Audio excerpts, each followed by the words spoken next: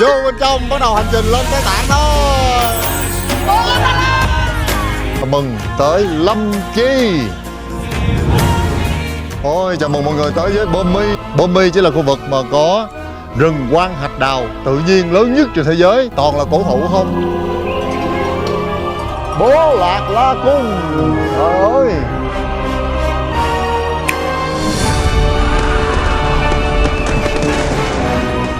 Chúng ta tới với Lạt Sa Tây Tạng. Theo các nhà hang, cá già đòn đang ở nóc nhà của thế giới, vùng đặc biệt cực thứ ba của thế gian, với những cái nhất rất là độc đáo như là núi cao nhất, cao nguyên cao nhất, hồ cao nhất. Trong vlog này thì Phong sẽ gom hết mấy cái nhất ở bển về cho bà con mình coi đã con mắt luôn. Cả nhà mình ngồi xích lại bới tô cơm để coi xứ tuyết trên đất Tạng hang. Coi xong thấy phái quá thì nhập trung đầu với ca cho vui xả láng luôn hang. Và đây là vlog những kỷ lục chỉ có ở Tây Tạng.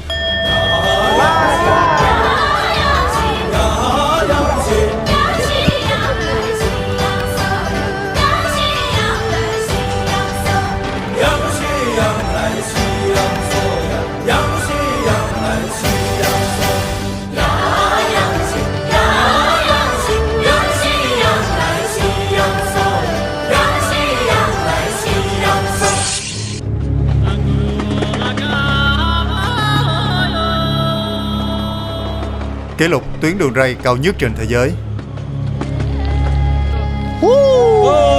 Đoàn Phong Ca đã có mặt tại nhà ga Tây Ninh. Đang bắt đầu hành trình mùa xuân đi lên Tây Tạng. Đây là chuyến tàu Thánh Tạng, chuyến tàu cao nhất trên thế giới.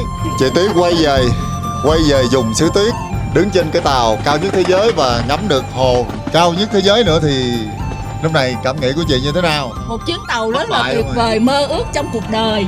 Bữa nay mới thực hiện được nè. Nói với ca là ca ơi, chị muốn đi tàu thôi, đi Tây Tạng đi tàu thôi. Khi mà giật mình thức dậy tưởng đâu là mình còn đang nằm mơ đó chứ. Đang ở trên bồng lai thiên cảnh gì đó. Cái sức khỏe của mình từ từ cho nó thích nghi. Còn nếu mà đi máy bay thì sợ đột ngột quá mà chịu không nổi. Một từ duy nhất để miêu tả cảm xúc ngay lúc này về chuyến đi, không được trùng lập nhau nha. Rồi anh Hải. Tuyệt vời. Nắm đây. Đáng yêu. Wonderful, rất đẹp, rất là hào hứng luôn. Tuyệt vời, háo hức luôn nè. Wow. Sung. Hưng hức, hồi hộp, khỏe. Mỗi người một cảm xúc. Bây giờ chúng ta hãy vô bên trong bắt đầu hành trình lên Tây Tạng thôi. Đây tiếp tục kiểm tra giấy phép nhập cảnh Tây Tạng. Ôi cái gì mà lao chứ vậy? Sao phải lao vậy chị? Lao chi vậy? Lao là mình ngắm cảnh em ơi, cảnh đẹp lắm. Sẵn lao gì có body em cái. 咱们路上一些注意的事项，你给他们说好，就是尤其是咱们车要经过高原、高海拔地区，一定要注意自己的身体。车上你给他全部交代好，然后大家的秩序一定要维护好，好吧？好吧，有什么事找他或者找我都可以，好吧？ Có vấn đề gì thì tìm hai người này nếu mà có bị mệt mỏi gì đó. 第一个就是我们的头昏头胀头疼，有些人会流鼻血，有些人会拉肚子，没有什么食欲吃不下饭，还有些人呢就是晚上会失眠。看你们有没有缺氧，就看我们的嘴唇有没有发紫，手指甲盖有没有发红。 Nó bị tím rồi đó. Bị tím đầu ngón tay rồi đó. 所以我们呢要注意的是什么呢？到拉萨过来，第一个呢，千万不要让自己感冒，因为感冒了10天半个月好不了。 Xô cái thái dương cho chị. Rồi bóp tay bóp chân. Ngồi đó thôi, rồi ngồi đó ta gắn oxy vô cho mình thở. Đây là máy thở oxy ở trên tàu nè. Đó, máy oxy đó. Nghe tiếng xì ra đó chị. Hai ống này mình đút vô lỗ mũi nè.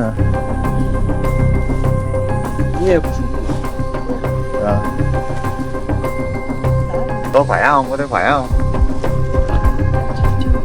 Mệt em ơi. Nhức đầu á, giống như bị sốt á. Cảm giác bị sốt ở đầu mình nhức. Đau ở đầu, giật trong đó. Ngoài tuyến đường sắt cao nhất thế giới đưa vô khánh thành, hoạt động năm 2007 dài 1.956 cây số, thì Tây Tạng còn là cao nguyên cao nhất thế giới với độ cao trung bình trên 4.500 m. Nơi đây được gọi là cực thứ ba của trái đất sau Nam Cực và Bắc Cực. Nhà ga cao nhất thế giới chính là ga đường Cổ Lạc, nằm ở độ cao 5.068m. Đây cũng là tuyến đường sắt nguy hiểm nhất vì gây nên tình trạng ngạt thở, xây áp suất độ cao. Nghe ồn không? Bạn này đã bị mệt do bị xây độ cao. Lên tàu này có thấy say sẩm gì chưa? Không, chị rất khỏe luôn á nha. Chắc nhờ chị đi tập yoga đó, hít thở. Để chị bấm cái nút xì. Đâu, xài sao? Đây, bấm cái nút cái. Hít vậy đúng không? Bởi vì trong tàu này mọi người thấy là rất là có nhiều dưỡng khí nên mình không có thấy mệt. Đúng rồi. Mà ngồi mình bước ra mình mới biết nè, chứ trong tàu chưa biết đâu. Đúng rồi, trên tàu chắc nó cũng có nhiều oxy cho mình. Mình thấy không có đỡ mệt. Không có mệt đâu. Nói giờ muốn hụt hơi luôn, trời nó không nổi luôn. Hôm nay cho thêm bình oxy nữa. Chưa thấy bình oxy đâu, đã thấy bình trà. Đây là trà Bát gì? Bát Bảo Trung Hoa. Rồi có trái nhãn trong này nữa. Uống cái lấy sức rồi, ấm giọng. Sau một đêm ngủ ngon giấc, hôm qua lên tàu là cũng 8-9 giờ tối, sắp xếp hành lý xong bắt đầu ngủ quải hết trơn luôn.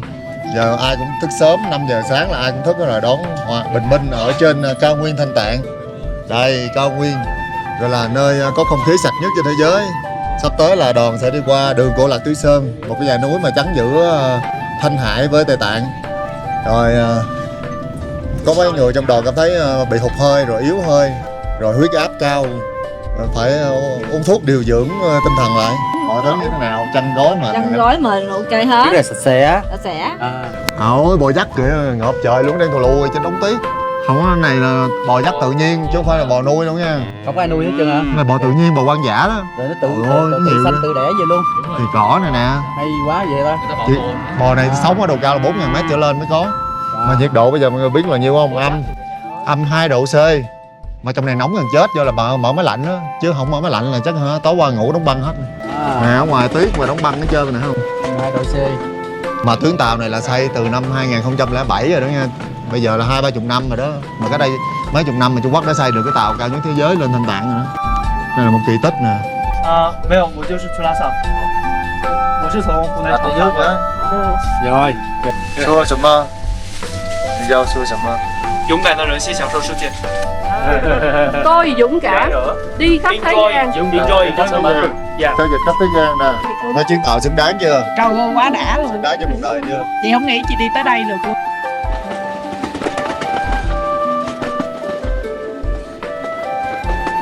1, 2, 3. Welcome Lana. Rồi chị đỡ mệt chưa? Đỡ rồi em ơi, xuống đây tự nhiên cái nó bao nhiêu mệt mỏi nó tiêu tan hết em Phong ơi. cảnh xung quanh sao nè? Trời ơi quá trời đẹp, quá sức đẹp chị. Rồi mới tới mà được lãnh thưởng nè, vượt lên chính mình mới được cái khăn này đó. Xung quanh là núi tuyết, sau lưng đó là hoa đào. Đi đúng mùa đẹp nhất của Tây Tạng luôn. Xuống tàu một cái hả là thấy nguyên một hàng hoa đào quá tuyệt đã vời luôn. Mình nha, gian nan quá chừng luôn, nhưng mà lên tới đây thì thật là xứng đáng vô cùng. Cảm ơn mọi người đã hướng dẫn mình lên tới đây. Cung điện cao nhất thế giới.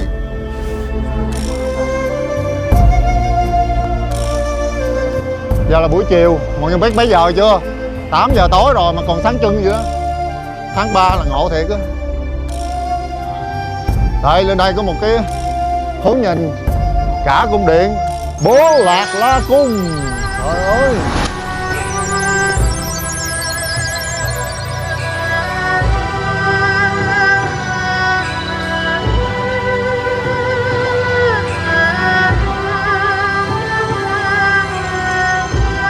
Ôi mọi người thấy nè, xung quanh núi tuyết đồ bao phủ cả cung điện.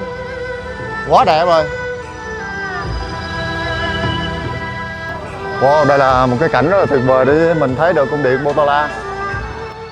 Hôm qua anh hướng dẫn viên nói với mình là anh rất là buồn khi mà cung điện Bố Lạc La Cung từng là một cái tu viện rất là lớn, người hành hương tới đây nườm nượp, nhưng mà bây giờ giống như là một cái viện bảo tàng vậy đó, để mà khách thập phương vào trong để đi tham quan, làm quấy nhiễu chốn tâm linh. Bởi vì bây giờ mọi người thấy là người Tạng bây giờ người ta đâu có vô trong nữa đâu, mà người ta chỉ đi vòng cô ra xung quanh Bố Lạc La Cung thôi. Đây, ở đây nhìn xuống mình thấy nè, cả ngàn người đi hành hương, có người còn thực hiện ngũ thải nhập địa nữa. Trời ơi, cái cảnh này xung quanh toàn là núi tuyết, quá đẹp luôn. Đây là con đường của tên là Bắc Kinh Lộ. Ở Trung Quốc thì những cái tuyến đường huyết mạch nào ở trung tâm thành phố đều bắt buộc phải đặt tên là Bắc Kinh hết. Thông thường thì mọi người lên cung điện Bố Lạc La Cung là chỉ đi tham quan, nào là Bạch Cung, Hồng Cung. Nhưng mà ở dưới chân của cung điện Potala còn rất là nhiều những cái nơi bí ẩn mà không mở cửa cho du khách. Thứ nhất đó chính là nơi tạm giam tù nhân ngày xưa, tạm giam chính trị. Và thứ hai đó là nơi chứa những gì gọi là báu vật của cung điện Potala. Mà người ta còn nói là ở dưới chân của cung điện Bố Lạc La Cung còn có những cái đường hầm sâu bên dưới, để trong trường hợp mà có những đợt tấn công của những cái binh lính bên ngoài những cái vương quốc khác thì các vị lạc ma có thể ẩn trú xuống bên dưới. Thôi thì mình chỉ thấy ở phần nổi thôi, còn phần chìm của cung điện Potala thì không ai tới được. Núi tuyết và cả thung lũng Lhasa. Trên đây đó là Bạch Cung. Mệt quá. Phong ca này tiếp tục quay trở lại Tây Tạng và đây là lần thứ hai. Và đây chính là lần thứ hai mà mình có cơ hội được đặt chân tới Bố Lạc La Cung. Ôi, tháng 3 thì là đẹp, mọi người thấy xung quanh toàn là núi tuyết. Nhìn đâu cũng toàn núi tuyết thôi. Và xung quanh cả pháo đài cung điện Potala toàn là hoa anh đào nở bung luôn. Cung điện rất là mới, vừa mới được sơn lại. Mỗi năm thì cung điện Potala được phải sơn lại hết nha. Và tất cả nguyên vật liệu đều được cúng dường từ các vị Phật tử. Họ sẽ tất cả các nơi quy tụ về đây. Và người ta sẽ trộn nào là voi nè, nào là mật ong, rồi sữa bò dắt, rồi sẽ tạt sơn lên. Chúng ta thấy có cả Hồng Cung và Bạch Cung, có Hoàng Cung nữa chứ. 3 màu khác nhau ở trên cung điện Potala. Mình nhớ là mọi người nếu mà ngày đầu tiên tới Lhasa thì đừng có đi lên trên ngày đầu tiên, đừng có lên đây bởi vì nó rất là cao, chưa có quen được áp suất và thiếu oxy ở đây thì leo lên rất là mệt. Chỉ làm từ cây thông rồi đất và đá dặm nên thôi mà đã tồn tại được cái cung điện Potala qua hàng ngàn năm. Đúng là một di sản báu vật của người Tạng. Mới xong chính à. Mới xong chính tuổi. Thôi mình ăn kỷ niệm 70 năm cuộc đời ở Tây Tạng luôn đi. Quá khỏe luôn. Dạ. Qua leo lên Bố Lạc La Cung cô thấy làm sao? Cũng mệt chút xíu thôi, không có gì hết. Rồi cô đi cô từ dưới lên trên cô nghỉ mấy lần? Nghỉ cũng nhiều lần, là 10 mấy lần à. Dữ vậy? Hồi đó đi Tây Tạng là không biết là cao như vậy. Mới tiếng Vũ đi mới đi thôi. Về bị suối hả? Bị suối đi thôi. Rồi sau đi tới đây qua. Cũng thấy ổn, cũng thấy ổn. Mệt quá. Chưa dẫn chương trình đâu mà mệt như vậy. Nói quải luôn đó trời. Cái tội hai nói nhiều. Mệt quá. Ở đây mình thấy chữ là Cự Bách Vương, tức là vua của các loại tùng bách luôn. Đây người ta còn làm một cái xi măng cho mình biết được cái chu vi khổng lồ của cái cây này như thế nào. 3.200 năm tuổi, không phải dặn dừa đâu, mới rộng vậy nè. Này 200-300 người ôm còn chưa hết nữa đó. Giờ mình vô trong để coi được cái cây thiệt như thế nào. Đi. Đoàn của mình đã di chuyển từ thủ phủ Lhasa mà tới Lâm Chi là cũng 6-7 tiếng đồng hồ, 300 cây số. Bây giờ thì Trung Quốc đã xây tàu điện cao tốc, tàu siêu tốc đi từ Lhasa tới Lâm Chi chỉ có 2-3 tiếng đồng hồ tới à. Nhưng mà quan trọng là mình đi đường chậm thì sẽ quan sát được cảnh ở đây cực kỳ đẹp luôn. Rồi ôi, tuyến đường đi quá trời đã, toàn là hồ, toàn là sông, rồi hoa đào nở.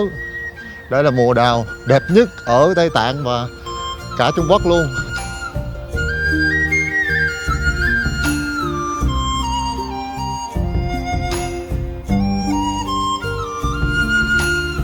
Vòng cái nè, 2, 3, xoay. Vô có chừng lạc. Xoay vòng cái nào. Mình diễn tuần đi hái vườn đào trong Tôn Ngộ Không đi. Mùa xinh xắn có hoa anh đào. Mà đâu phải ông đào đâu. Trời ơi, đây Bạch Cự Dương. Này cây khổng lồ nhất thế giới hả trời, sao chùi lủi vậy? Ủa, này xi măng nội ơi. Này đồ giả. Hôm đó Trung Quốc cho mình coi hàng giả nữa trời. Trời, có phải đâu, cây trên kia kìa ông nội. Thôi đi. Lộn. Xin lỗi quý vị. Này đồ xi măng, trên em mới đồ thiệt kìa. Đây là đây. Đây là bản ghi gì thế giới đệ nhất cự bách, là cây cự bách cao nhất trên thế giới.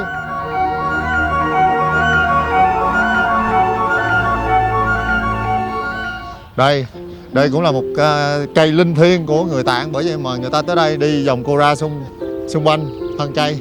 Quá trời bự rồi.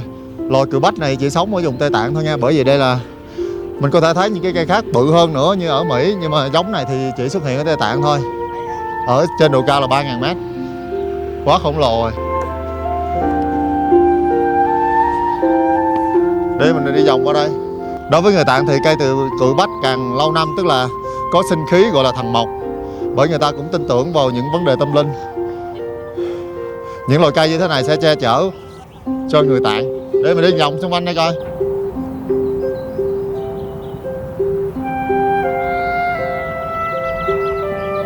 Quá trời bự luôn. Có người ước tính là cây này không phải là 2.500 năm tuổi nữa, mà là 3-4.000 năm rồi đó. Ôi, công nhận khu Lâm Chi là một thành phố có thể nói là không lớn ở Tây Tạng, nhưng mà được cái quang cảnh rất là đẹp. Lần trước thì mình đi cung khác của Tây Tạng, đi theo hướng từ Lhasa lên tới khu vực cắm trại để leo lên núi Everest. Trời, khu vực đó gì đâu mà quá trời khô rồi, không có cây cối gì hết trơn. Nhưng mà mình đi lần này thì sẽ đi tới thung lũng Hoa Đào. Mình sẽ đi từ Lhasa qua Lâm Chi rồi tới Bommy. Ôi, khu vực này rất là đẹp mọi người ơi, được ví như là Thụy Sĩ của châu Á luôn. Nào là có nhiều cây xanh và đồi núi tuyết và hồ cũng nhiều nữa. Quá trời đẹp luôn. Cung này không ngờ là Tây Tạng có nhiều cung như vậy. Giờ chỉ còn một cung nữa mình chưa đi, đó là đi từ Lhasa về những cái vương quốc cổ của Tây Tạng và hướng về phía núi Tu Di, có thể là trong chuyến sau. Còn bây giờ thì mình sẽ đi theo hướng để ngắm hoa đào tại Tây Tạng.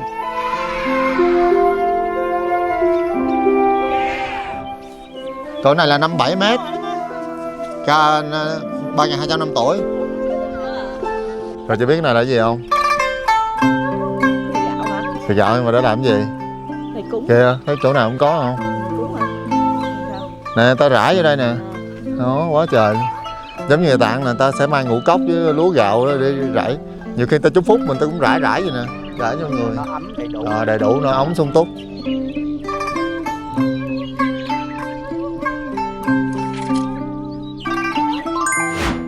Tu viện lớn nhất và cao nhất thế giới.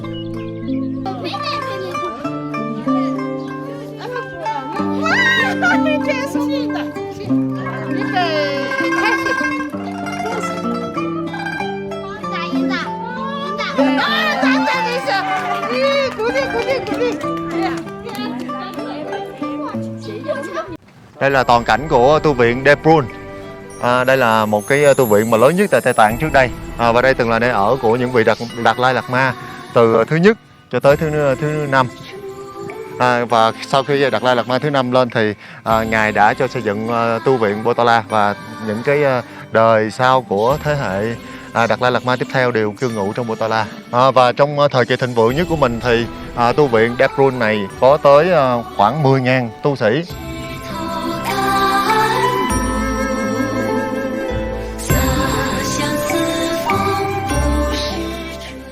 Nhưng mà sau khi chính quyền vào kiểm soát thì chỉ được tối đa một tu viện là chứa được khoảng 300 người thôi, giới hạn số lượng ha.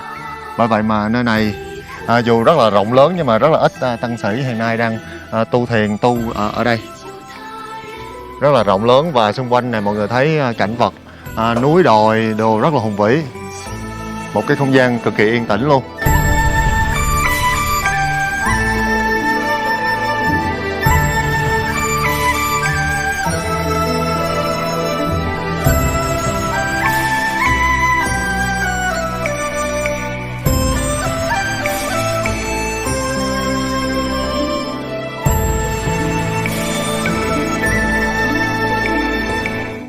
Alo. Hôm qua thì là mình đã được ghé thăm Potala, là nơi ở của vị Đạt Lai Lạt Ma thứ 5 đến thứ 13 đúng không? Thì đây chính là nơi ở của vị Đạt Lai Lạt Ma từ thứ 1 cho đến thứ 4. Thì từ Đạt Lai Lạt Ma số 1 cho đến số 4 đó là người ta không có liên quan gì đến chính trị hết trơn đó, người ta chỉ là chủ của tôn giáo thôi. 14 times. Thì Đạt Lai Lạt Ma thì bắt đầu có từ thế kỷ thứ 14 và cho đến tận bây giờ thì đã qua 14 lần tái sinh rồi.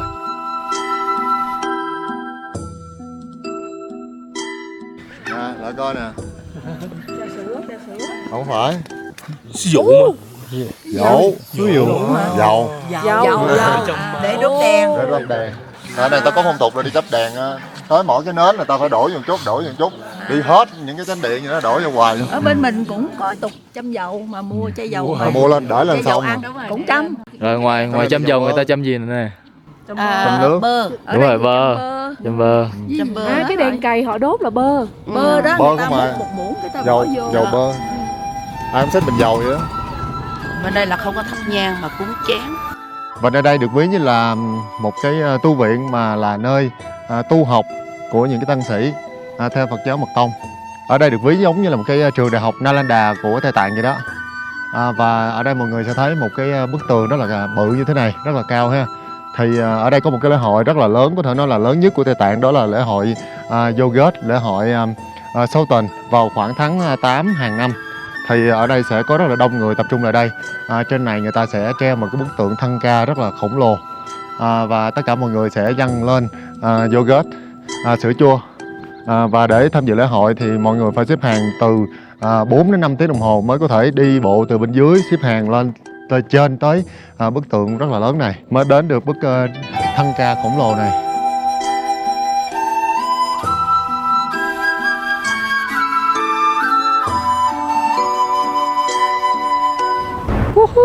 Xin chào cả nhà. Hiện tại thì mình đang ở độ cao 5.200m. Và đây trước mặt mình đây chính là một cái tu viện cao nhất thế giới. Và ở ngoài sau lưng đó là núi Everest, trong tiếng Tây Tạng có tên là Omolanma, cao 8.848,86m.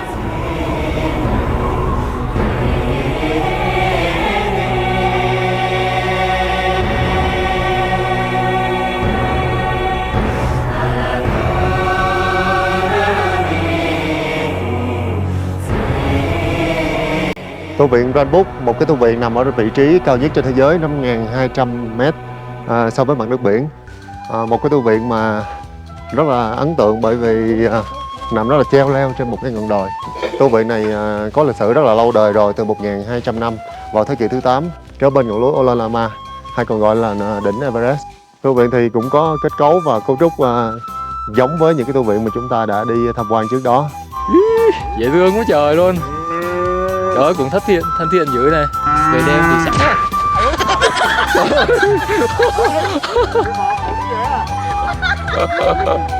Mày á mày. Quý dữ à. Và đặc biệt là trước mặt họ có một cái bưu cục cao nhất trên thế giới, 5.200m. Bưu thiếp như thế này có in hình của núi Everest. Rồi sau đó viết thư rồi gửi về cho người nhà của mình từ độ cao rất là xa. Rồi quay cô bưu tá kìa, đóng vậy rồi kìa. Đó, đóng vô cho nó gửi về người nhà mình.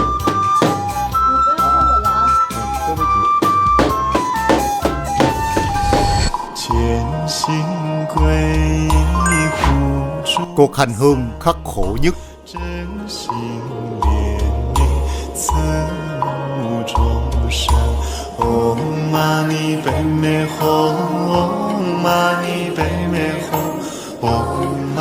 Thì mình trọng si chuông lại. Anh hướng dẫn viên nói là tại sao giữa người Tạng với nhau lại giao tiếp bằng tiếng Trung. Bởi vì ở khu vực Tứ Xuyên nói tiếng Tạng rất là khó nghe, ngữ điệu nó khác, bởi vì anh cũng nhiều khi không hiểu. Bởi vì mà tất cả đều phải có một ngôn ngữ chung để giao tiếp, đó là tiếng Hoa, tiếng Trung. Tu sĩ này thì đến ở vùng Tây Tạng nên có thể hiểu rõ với nhau ngôn ngữ bằng tiếng Tạng. Mọi người thấy là sau lưng mình đó là những người đang đi hành hương. Mình đang ở Burma, cách thủ phủ Lhasa là tầm 700-800 cây số. Nhưng mà với người Tây Tạng thì một lần trong đời hoặc là mỗi năm một lần thì họ phải thực hiện một cuộc hành hương về Lhasa. Họ có thể đi bộ. Trời ơi, đi bộ rất là lâu luôn, mọi người thấy rồi đó. Niềm tin của họ rất là mạnh mẽ về tôn giáo và tín ngưỡng. Một hành trình như vậy có thể kéo dài cả năm, vài tháng trời để mà đi tới thủ phủ Lhasa để mà hành hương. Đây để mình trao đổi và hỏi thêm về tín ngưỡng của họ. Họ đi rất là đơn giản, không có mang theo bất kỳ thực phẩm hay là chăn niềm mền gói gì hết. Mà đi tới đâu thì họ có thể quá duyên hoặc là xin đồ trợ giúp, đồ cúng dường ở trên đường để mà tiếp tục hành trình của mình. Còn hình như là ban ngày, ban đêm là người ta phải ở ngoài đường luôn nếu mà không tìm được chỗ ở. Ngủ ngoài thời tiết rất là lạnh như vậy. Mùa này thì không có tuyết nên rất là thích hợp để mà đi hành hương. Khi mà đi thì người ta sẽ đi bộ, còn khi mà về người ta sẽ có thể sẽ đi xe bus hoặc là quá giang xe.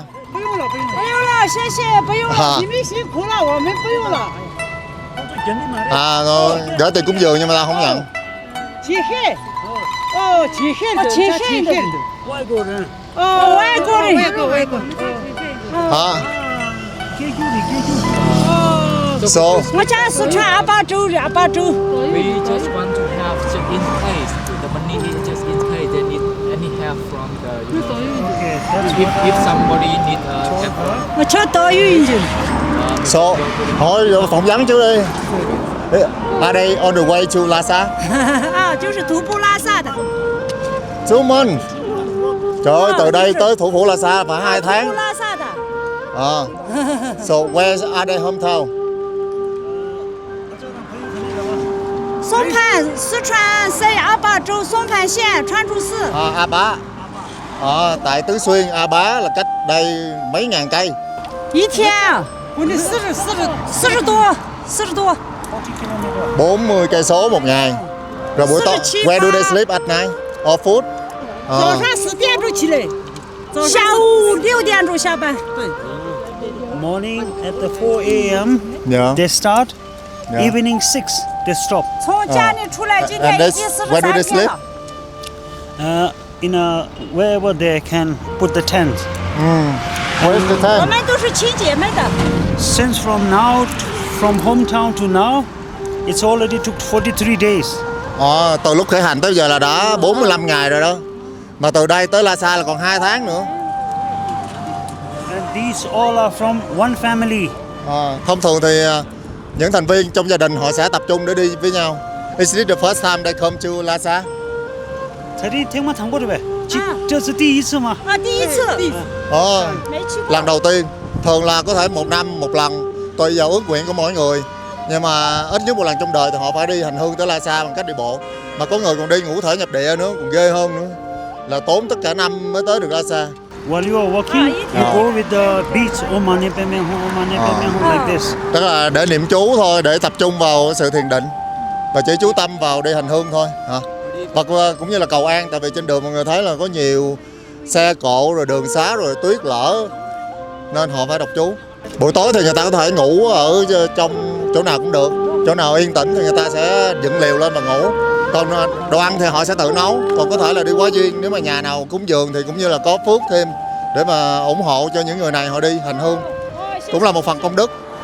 Xê xê bình an, ý lũ bình an, chúc mừng bình an, ý lũ bình an. Chúc mọi người bình an, thành công, mãn nguyện và như ý đến được thủ phủ Lhasa. Ý lũ bình an, ý lũ bình an.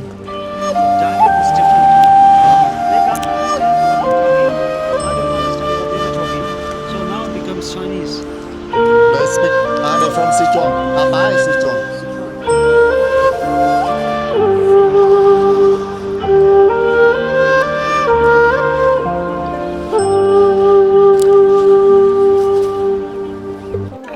Và đây chính là con đường chính, một cái khu phố cổ có tên là Bắc Cua ở trung tâm của Tây Tạng ở Lhasa. Mọi người thấy ở đây thì người ta sẽ thực hiện những cái nghi thức gọi là ngũ thể nhập địa. Đó chính là nhất bái tam bộ, một cái hình thức mà thể hiện cái sự tôn kính của mình đối với tôn giáo rất là đặc biệt.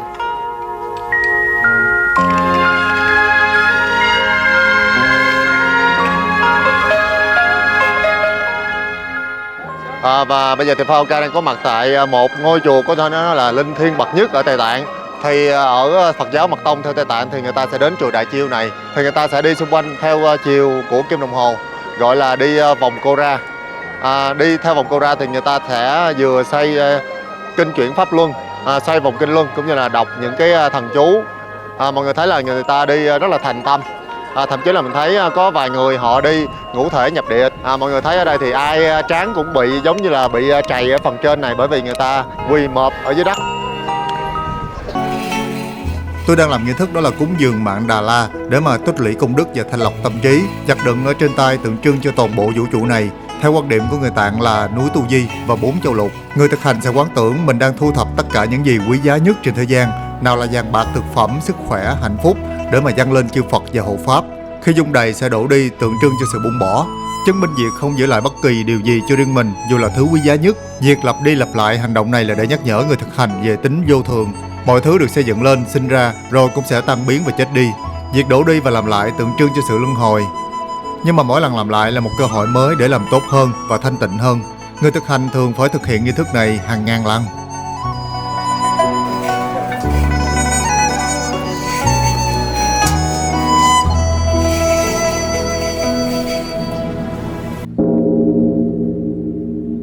Xứ Tạng quả là có nhiều cái nhất và kỷ lục quá, tới nỗi mà kể hoài cũng chưa hết.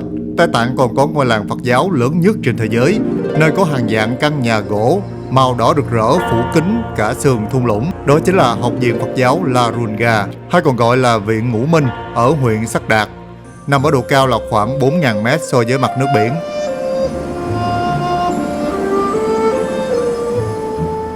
Người Tạng quả thiệt là tín đồ có việc hành hương khắc khổ nhất. Ngoài việc đi bộ tới thủ phủ Lạp Tác, người Tạng còn phải chiêm bái tu núi Kailash, Ngân Sơn.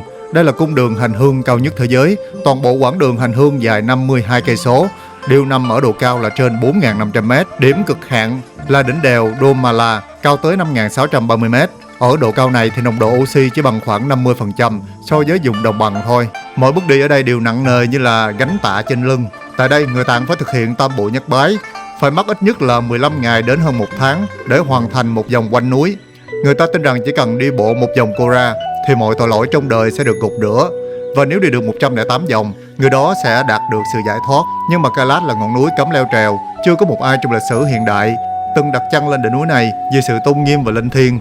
Một điều kỳ lạ là nhiều người hành hương kể lại rằng khi ở quanh núi 12 tiếng, móng tay và tóc của họ sẽ mọc ra nhanh hơn, tương đương với khoảng 2 tuần ở dưới đồng bằng. Nhất bái tam bộ rồi hả, người ta nói là đi tới đó là có nhiều người đi mấy năm mới tới, có khi mất ở dọc đường luôn nữa. Để mình nhìn lại, sửa lại một chút xíu. Còn có nhiều khi mình nghĩ mình cũng hơi ích kỷ một chút, bây giờ mình bớt lại một chút. Phải cho đi nữa. Cho đi nhiều. Rồi xin mời chị vô cúng. Rất là nhiều thử thách đó, chứ riêng bản thân chị nha, rất là mệt, nói chung là thiếu oxy. Nhiều khi cảm nghĩ là không biết mình có đi tiếp được nữa hay không.